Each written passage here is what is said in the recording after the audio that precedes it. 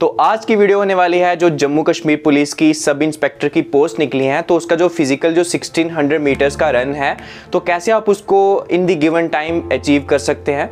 तो without wasting any further time, let's get started.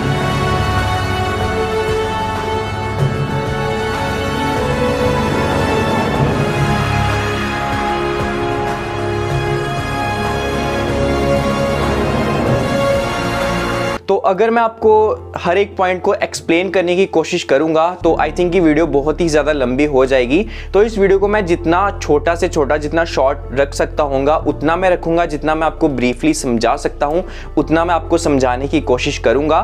तो आज की वीडियो को मैंने दो पार्ट्स में डिवाइड किया है। सबसे पहला आता है टिप्स एंड ट्रिक्स और सेकेंडली जो आता है वो आती है आपकी ट्रेनिंग स्ट्रेटेजी।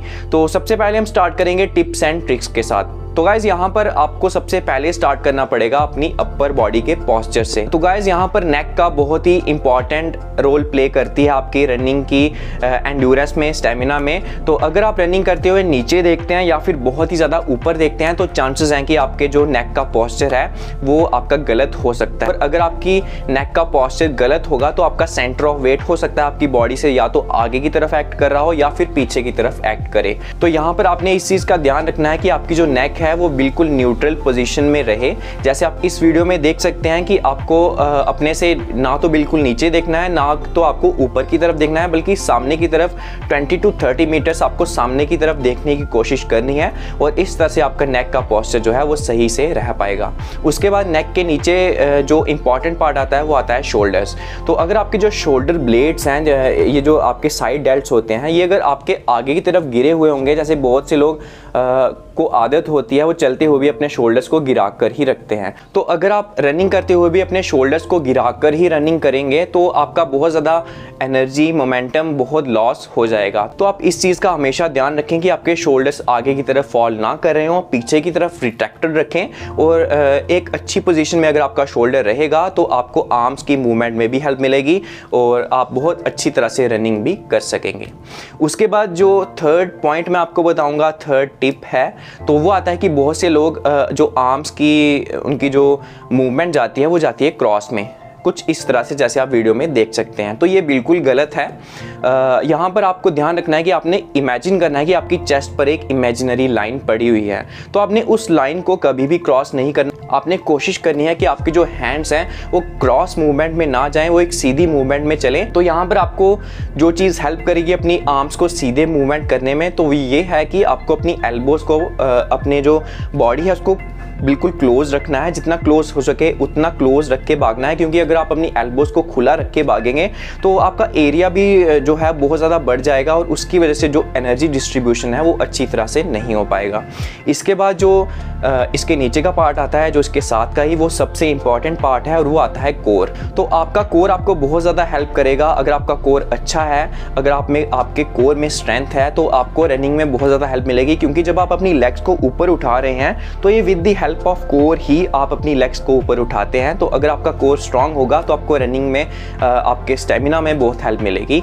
तो मैं shortly with in 1 to 2 days एक होम कोर वर्कआउट अपलोड कर दूंगा, जिसमें आपको कोई इक्विपमेंट की ज़रूरत नहीं है, आप अपने घर पर भी प्रैक्टिस कर सकते हैं। तो इस पॉइंट को शॉर्ट रखेंगे कि आपका कोर जो है वो अच्छा होने की ज़रूरत है और उसको अच्छा करने के लिए मैं बहुत जल्दी एक वीडियो अपलोड कर दूंगा। तो उसके बाद हम बहुत ही इंपॉर्टेंट चीज़ की बात करेंगे, वो आती है आपकी फुट प्लेसमेंट। मतलब जब आप रनिंग के स्टेप्स ले रहे हैं तो आपका जो पैर है वो किस तरह से ज़मीन पर पड़ रहा है, फर्स्ट पॉइंट ऑफ कांटेक्ट क्या है। तो शॉर्टली अगर आपको बताना हो कि अगर आपकी हील जो है वो अगर पहले पड़ती है तो उसकी वजह से आप बहुत ज़्यादा एनर्जी, बहुत ज़्यादा मोमेंटम लॉस करेंगे और आपको हील पहले कभी भी लैंड नहीं करनी। और उसके बाद जो सेकंड गलत चीज़ है फुट मूवमेंट में, वो आता है कि बिल्कुल टोज़ पर लैंडिंग करना। तो अगर आप बिल्कुल टोज़ पर लैंडिंग करोगे तो आपको इंजरी का बहुत ज़्यादा खतरा हो जाएगा। तो इसका जो स्वीट स्पॉट है वो आपने देखा होगा कि आपके जो पैर की फिंगर्स हैं, उसके पैर की फिंगर्स के बिल्कुल साथ में एक बहुत ही हार्डन सा एरिया होता है जो हमेशा चलते हुए भी हमारी ज़मीन के कांटेक्ट में आता है, जिसको मिड फुट भी बोल सकते हैं। तो हमेशा आपने कोशिश करनी है कि जब भी आप रनिंग कर रहे हैं तो आपकी मिड फुट पर लैंडिंग हो। तो आपको रनिंग करते हुए यही चीज़ का ध्यान रखना है कि आपको ना तो हील पर लैंडिंग करनी है, ना बिल्कुल टोस पर लैंडिंग करनी है, आपको अपने मिड फुट पर लैंडिंग करनी है। जो सबसे इंपॉर्टेंट रहेगा आपका एनर्जी को, आपके रनिंग के स्टेमिना को मेंटेन करने में हेल्प करेगा। तो इसके बाद जो और इंपॉर्टेंट टिप्स आ जाते हैं वो आते हैं कि आपको अपनी बैक और आपके जो ग्लूट्स हैं, ग्लूट्स बहुत ही ज़्यादा इंपॉर्टेंट मसल है और इसके बारे में भी वीडियो के आगे जाके बात करेंगे। तो आपको इसको एक पोजीशन में रखना है, आपकी बैक जो है वो बिल्कुल न्यूट्रल होनी चाहिए। आप अगर इस तरह से, कुछ बहुत से लोग मैंने देखे हैं कि चलते हुए भी इस तरह से चलते हैं, तो अगर आप रनिंग में भी इस पोजीशन में भागेंगे तो आपको बिल्कुल भी हेल्प नहीं मिलने वाली और आप बहुत ज़्यादा जो आपकी एनर्जी है वो वेस्ट कर देंगे। तो इसलिए आप एक न्यूट्रल पोजीशन में, आप आई होप कि आपको अभी तक स्टांस की समझ आ गई होगी कि नेक को बिल्कुल अलाइंड रखना है, शोल्डर्स को रिट्रैक्टेड रखना है, अपनी बैक को न्यूट्रल रखना है और अपनी जो आर्म्स है वो सीधी आपको उनकी मूवमेंट करनी है। तो और भी कुछ इंपॉर्टेंट टिप्स होंगे तो मैं अगर मुझे याद आते हैं तो मैं आगे वीडियो में बताऊंगा, लेकिन अब टिप्स एंड ट्रिक्स की बात हो चुकी है। आपने हर दिन इनका ध्यान रखना है कि अभी से आप इनको नोट कर लें नोटबुक पे, जो जो चीज़ें मैंने बताई हैं। अगर आपने नोट नहीं किया तो जल्दी से वीडियो को पीछे ले जाके आप इनको नोट कर लें, क्योंकि हो सकता है कि आप कुछ चीज़ें भूल जाएं। और अगर आपकी बॉडी हर एक जो पार्ट है वो टिक नहीं हुआ होगा तो कभी भी आपको पता है मशीन का एक भी पार्ट अगर गलत हो तो वो अच्छे से परफॉर्म नहीं कर पाती। उसके बाद अब हम बात करेंगे ट्रेनिंग स्ट्रेटजी की। तो गाइस यहाँ पर ऐसा नहीं है कि आपको 1600 मीटर्स रन करना है तो आपको हर दिन 1600 मीटर्स की ही तैयारी करनी है, ऐसा बिल्कुल भी नहीं है। हो सकता है कि हमें नहीं पता कि पोस्ट कब निकलेंगी, आपका फिजिकल टेस्ट कब होगा, लेकिन कम से कम मान के चलेंगे 5 to 6 मंथ्स तो लग ही जाएंगे। तो 5 to 6 मंथ्स एक बहुत ही ज़्यादा टाइम है। आप ईजिली, आप किसी भी बॉडी शेप में हैं, अगर आप आज से इस काम पर लगते हैं तो आप 5 to 6 मंथ्स में ईजिली इसको अचीव कर पाएंगे। तो इसमें जो ट्रेनिंग स्ट्रेटजी की बात आती है तो वो आता है कि आपको अपने वर्कलोड को डिवाइड करना है, हर दिन 1600 मीटर्स की प्रैक्टिस नहीं करनी। तो आपको मैं यही चीज़ बोलूँगा कि अगर आप आज से तैयारी स्टार्ट कर रहे हैं या आप इस वीडियो को देखने के बाद कल से तैयारी आप शुरू कर रहे हैं, तो सबसे पहले आप पहले दिन यही चीज़ नोटिस करें कि आपका 1600 मीटर का टाइम कितना आता है।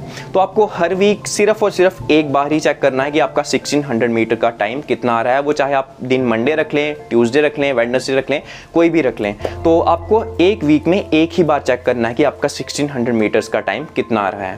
तो उसके बाद अब बात आती है ट्रेनिंग स्ट्रेटजी की। तो उसमें आ जाता है, जैसे आप मंडे को रख सकते हैं कि आपको मंडे को वेट ट्रेनिंग करनी है। तो यहाँ पर अगर मैं आपको ये चीज़ बताने लगूँ कि क्या क्या एक्सरसाइज करनी है तो वीडियो बहुत ही ज़्यादा लंबी हो जाएगी। तो यहाँ पर मैं आपको यही बताऊँगा कि वीक में एक दिन ऐसा ज़रूर रखें जब आप वेट ट्रेनिंग करेंगे, और स्पेशली डेडलिफ्ट्स, स्क्वाट्स, जो लेग्स की एक्सरसाइजेज हैं और साथ ही साथ जो कोर की एक्सरसाइजेज हैं, आप एक दिन ज़रूर लेग्स और कोर की एक्सरसाइजेज ज़रूर करें।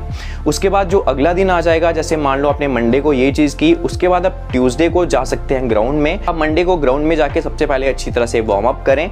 वार्म अप करने के बाद आप 5 से 6 स्प्रिंट्स की प्रैक्टिस करें कि जिसमें ऑल आउट आप जाते हैं, तो उसमें आप इन बिटवीन दी स्प्रिंट्स अच्छी तरह से रेस्ट लें। आजकल गर्मियाँ बहुत चल रही हैं तो अपनी बॉडी को हाइड्रेटेड रखें। तो इसमें जो शॉर्ट जो रेस होती है जैसे 100 मीटर, तो उसमें आप ऑल इन जाने की कोशिश करें, जितना आप दे सकते हैं उतना दें। और उसके बाद अच्छी तरह से बॉडी को कूल डाउन करके, स्ट्रेचिंग करके, आपका जो कोर का वर्कआउट है उसको करके आप अपने घर पे आ जाएं और अच्छी तरह से रेस्ट करें, पढ़ें। उसके बाद जो नेक्स्ट डे आ जाएगा उस दिन आप कर सकते हैं कि आपको अप हिल रनिंग करनी है। तो गाइस अप हिल रनिंग भी बहुत ही ज़्यादा हेल्प करती है आपकी रनिंग स्टेमिना को इम्प्रूव करने के लिए। जैसे मैं पर्सनली एक गाँव में रहता हूँ तो यहाँ पर मुझे बहुत से माउंटेन्स मिल जाते हैं अप हिल रनिंग करने के लिए। तो अगर आप सिटी में रहते हैं तो आपको भी कोई ना कोई जगह मिल ही जाएगी जहाँ पे एलिवेशन कुछ ऊपर की तरफ होता है। तो अप हिल रनिंग भी आपके स्टेमिना को इम्प्रूव करने में बहुत ज़्यादा हेल्प करेगी। तो आपको मैं यही चीज़ बोलूँगा कि वीक में एक बार आप अप हिल रनिंग भी ज़रूर ट्राई करें। तो उसके बाद जो नेक्स्ट डे आएगा उस दिन आप कोशिश कर सकते हैं कि आप ग्राउंड में जाएं, अच्छी तरह से वार्म अप करें। वार्म अप ज़रूर अच्छी तरह से करें, क्योंकि अगर आप वार्म अप अच्छी तरह से नहीं करेंगे तो आपको इंजरीज भी हो सकती हैं। तो आप नेक्स्ट डे ग्राउंड में जाके 1600 मीटर को ही एक डिसेंट पेस में मतलब ऐसा नहीं करना कि आपने अपनी बॉडी को थका देना है, लेकिन 3 बार आप 1600 मीटर ज़रूर अटेम्प्ट कर सकते हैं इन ए डिसेंट पेस। तो इससे क्या होगा कि आपकी बॉडी यूज्ड टू होगी जैसे आपने पहले दिन स्प्रिंट्स लगाई थी, तो उसके बाद जब आप लॉन्ग डिस्टेंस रनिंग करेंगे तो इससे आपकी बॉडी अलग अलग तरह के ट्रेनिंग मेथड्स के साथ यूज टू होती जाएगी और आपको अपने स्टेमिना को इम्प्रूव करने में बहुत ज़्यादा हेल्प मिल जाएगी। तो इन बिटवीन जैसे आपने पहले 1600 मीटर्स को किया तो उसके बाद रेस्ट लें, अच्छी तरह से पानी पिएं, अपनी बॉडी को हाइड्रेटेड रखें और उसके बाद आप सेकंड भी अटैम्प्ट कर सकते हैं, थर्ड भी अटैम्प्ट कर सकते हैं। जस्ट मेक श्योर कि आप थोड़ा एज कम्पेयर टू रेगुलर आपकी ट्रेनिंग आप उसको थोड़ा स्लो करें ताकि आपकी बॉडी जस्ट यूज टू होती जाए। और उसके बाद आप अपने कोर का वर्कआउट, पुशअप, स्क्वाट्स वगैरह बॉडी वेट जो वर्कआउट है उसको करके आप अपने घर पे आ सकते हैं। उसके बाद नेक्स्ट डे आ जाता है अगर आप सैंड रनिंग कर सकते हैं। जैसे सैंड में रनिंग करने से बहुत ही, I can't stress it enough, sand में रनिंग करने से बहुत स्टेमिना को इम्प्रूव करने में हेल्प मिलती है। तो अगर बाई चांस आपके घर के आसपास कहीं पर सैंड है तो वहाँ पर आप सैंड में जाके भी ज़रूर रनिंग करें। मतलब मेरा ओवरऑल कहने का मतलब यही है कि आप ये ना सोचेंगे आपको हर दिन 1600 मीटर ही रन करना है या आपको हर दिन सेम तरह के, अगर आप सेम अप्रोच रखेंगे तो बहुत जल्दी आपकी जो प्रोग्रेस है वो रुक जाएगी और आपको इतनी ज़्यादा हेल्प नहीं मिल पाएगी एज़ कम्पेयर टू अगर आप अपनी ट्रेनिंग मेथड्स को वर्सिटाइल रखते हैं, डिफरेंट अप्रोचेस के साथ वेट ट्रेनिंग भी इनकलकेट करते हैं, शॉर्ट डिस्टेंस रनिंग करते हैं, लॉन्ग डिस्टेंस रनिंग करते हैं। एक और चीज़ मैं आपको बताना भूल गया, वो आती है स्टेयर्स। जैसे मैं जब एमए स्टेडियम में जाता था प्रैक्टिस करने के लिए तो आपने देखा होगा कि एमए स्टेडियम में बहुत ज़्यादा स्टेयर्स हैं। तो हम एक दिन ऐसा रखते थे कि जब हम सिर्फ और सिर्फ स्टेयर्स को ही यूज़ करते थे, जैसे मैंने आपको अपहिल रनिंग बताया, हम क्या करते थे कि हम सिर्फ भागते हुए ऊपर जाना और जब ऊपर आप बिल्कुल स्टेयर्स के पहुंच गए आपको चलते हुए वापस आ जाना। लेकिन ऐसा एक बार नहीं, ऐसा कम से कम हम 25 बार 30 बार ज़रूर कॉन्टीन्यूसली करते थे। तो उसकी वजह से बहुत ज़्यादा हेल्प मिल जाती है आपकी रनिंग को इम्प्रूव करने में। उसके साथ ही साथ आप टायर्स की हेल्प भी ले सकते हैं जिसको हम बोलते हैं रेजिस्टेंस रनिंग। तो आप उसको भी अगर यूज़ करेंगे तो आपको बहुत ही ज़्यादा हेल्प मिलेगी अपनी रनिंग को इम्प्रूव करने में। तो ये बात थी, मैंने आपको फर्स्ट ऑफ ऑल बताया टिप्स एंड ट्रिक्स, सेकेंडली मैंने आपको बताया ट्रेनिंग स्ट्रेटजीज़। अब थर्डली एक इंपॉर्टेंट चीज़, अगर आप न्यूबी रनर हैं, अगर आप नई इस प्रैक्टिस में आ रहे हैं तो आपको फर्स्ट ऑफ ऑल जो इंजरी देखने को मिलेगी तो वो आती है शिन पेन। तो ऐसे जब मैं खुद एमए स्टेडियम में जाता था तो मैंने 3-4 दिन स्टार्टिंग में जब रनिंग की तो मुझे बहुत ही ज़्यादा शिन पेन होती थी और हो सकता है कि आपको भी हो। तो इसके दो ही मैं आपको ट्रीटमेंट बताऊंगा। सबसे पहला आता है आइस थेरेपी। आपको करना कुछ नहीं है, आपको जस्ट अपने फ्रिज के फ्रीज़र में आपको एक बाउल में आइस लगा देनी है, मतलब पानी रख देना है और जब जैसे ही वो आइस में कन्वर्ट होता है आपको उसको निकालना है। एक पॉलीथीन बैग में आपने उस आइस को डालना है और अपने शिन के जो एरिया है उस पर 20 से 25 मिनट के लिए आपने उसको अच्छी तरह से अप्लाई करना है। सेकेंड जो आपको मैं बताना चाहूँगा तो वो ये है कि शिन पेन प्रैक्टिस से ही ख़त्म होगी। अगर आप बिगनर हैं तो आपको ज़रूर शिन पेन होगी, लेकिन अगर आप कॉन्टिन्यूसली, आपको ये नहीं देखना कि अब मुझे पेन हो रही है तो मैं चुप करके बैठ जाता हूँ। अगर आपसे भागा नहीं जा रहा तो आप जॉगिंग करें, अगर आपसे जॉगिंग भी नहीं हो पा रही तो आप एटलीस्ट चलें लेकिन चुप करके बैठ ना जाएं, क्योंकि अगर आप शिन पेन को अपने माइंड के ऊपर हावी होने देंगे तो विद इन नो टाइम आप रनिंग करना भी आपके लिए मुश्किल हो जाएगा। तो इसलिए शिन पेन को ठीक करने के लिए एक यही चीज़ है कि आपको अपनी प्रैक्टिस नहीं छोड़नी। कुछ और भी इंपॉर्टेंट चीज़ें मैं बताना जैसे भूल रहा हूँ, अब वीडियो की लेंथ भी लंबी हो रही है, कि आप जो आपके 1600 मीटर्स का जो लास्ट चक्कर आता है उसके जो लास्ट के 100 to 200 मीटर्स हैं उसमें आप फोर्स्ड ब्रीदिंग कर सकते हैं, जैसे आप इस वीडियो में देख सकते हैं। तो उससे क्या होगा कि आपके ब्रेन को और ज़्यादा ऑक्सीजन मिलेगी, क्योंकि हो सकता है कि आप लास्ट चक्कर में बहुत ज़्यादा थक गए हों। तो अगर आपको लग रहा है कि आपकी सांस बहुत ही ज़्यादा फूल रही है और आपसे रनिंग नहीं हो पा रही तो उस टाइम पर आप फोर्स्ड ब्रीदिंग कर सकते हैं अपने ब्रेन को एडिक्वेट सप्लाई ऑफ ऑक्सीजन देने के लिए, जिससे आपकी बॉडी अच्छी तरह से परफॉर्म करेगी। तो और एक इंपॉर्टेंट अप्रोच जो आती है 1600 मीटर्स को रन करने के लिए, तो उसमें होगा कि आप जहां पर फिजिकल टेस्ट देने जाएंगे तो वहाँ पर 400 मीटर्स का एक सर्कल होगा, तो उसको आपको 4 बार कंप्लीट करना है। तो पहले 3 जो आपके सर्कल्स हैं उनको भागते हुए आप एक सेम पेस पे आप भागें, बहुत ज़्यादा आप अपने आप को बर्नआउट भी ना कर दें लेकिन बहुत ज़्यादा स्लो भी ना भागें, डिसेंट पेस में आप अपने पेस को मेंटेन करके 3 जो आपके सर्कल्स हैं उसको एक सेम पेस में आप भागने की कोशिश करें। और जो लास्ट रन आता है उस टाइम पे आपके पास इतनी एनर्जी बची होगी, अगर आपने स्टार्टिंग में ही बर्न आउट नहीं कर दिया होगा तो लास्ट जो आपका सर्कल आता है उसमें आप अपना ऑल इन देने की कोशिश करें। अगर आप स्टार्टिंग में ही बहुत ज़्यादा तेज़ भागेंगे तो आपको हो सकता है कि लास्ट सर्कल तक आपकी एनर्जी ना बची हो। तो यहाँ पर फिर आप जब लास्ट में पहुँचेंगे तो आपके पास कोई ऑप्शन नहीं बचेगा। वहीं पर अगर आप स्टार्टिंग में एक डिसेंट पेस के साथ अपनी एनर्जी को सेव करते हुए भागते हैं तो उसके बाद आप सेकेंड, थर्ड, फोर्थ राउंड में एडजस्ट कर सकते हैं टाइम के हिसाब से।